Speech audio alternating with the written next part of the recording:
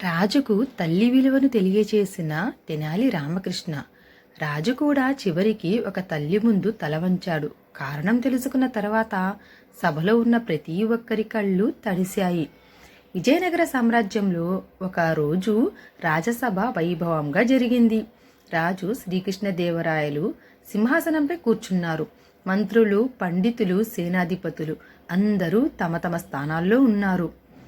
అప్పుడే రాజు ఒక ప్రశ్న అడిగాడు. ఈ ప్రపంచంలో అందరికంటే గొప్ప బాధ్యత ఎవరిది అని.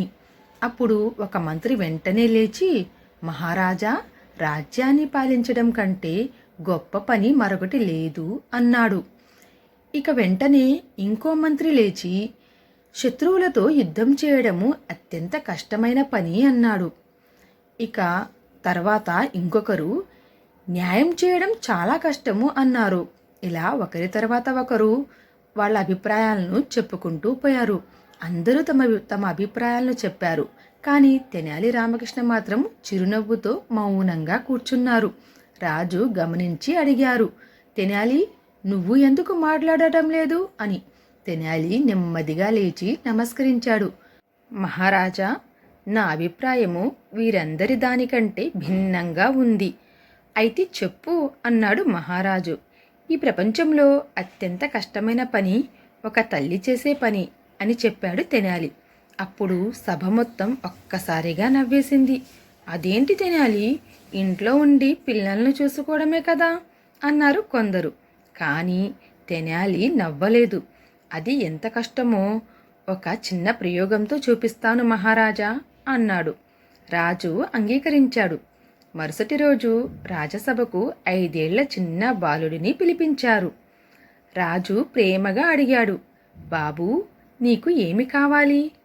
ఏది అడిగినా ఇస్తాను అన్నారు. అప్పుడు బాలుడు కాసేపు ఆలోచించి అమాయకంగా చెప్పాడు, నాకు చంద్రుడు కావాలి.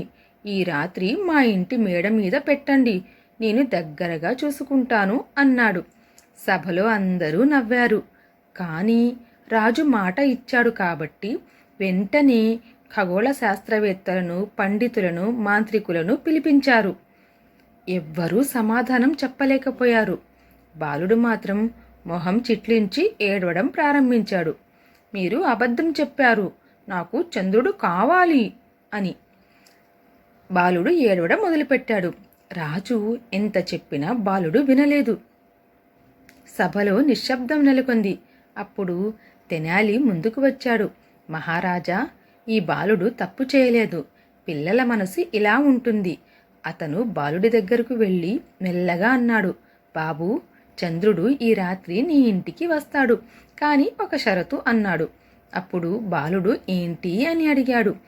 నువ్వు నవ్వుతూ భోజనం చేసి తర్వాత నిద్రపోతే మాత్రమే అన్నాడు. అప్పుడు బాలుడు వెంటనే ఒప్పుకున్నాడు. ఈ పనిని వాళ్ళ అమ్మకు అప్పగించారు. అప్పుడు అమ్మ ఒక సలహా ఇచ్చింది. దాని ప్రకారము రాత్రి తెనాలి ఒక పెద్ద వెండి తట్టులో నీళ్లు పోసి అందులో కనిపిస్తున్న చంద్రుడిని చూపించాడు.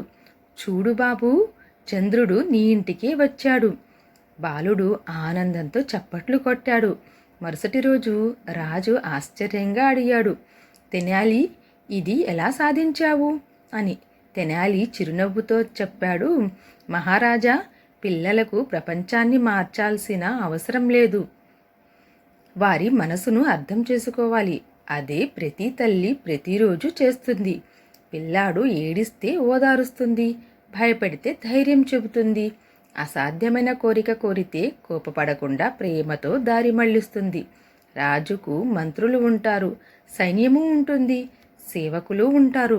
కానీ ఒక తల్లి ఎక్కువసార్లు ఒంటరిగానే ఈ బాధ్యతలన్నీ నిర్వర్తిస్తుంది.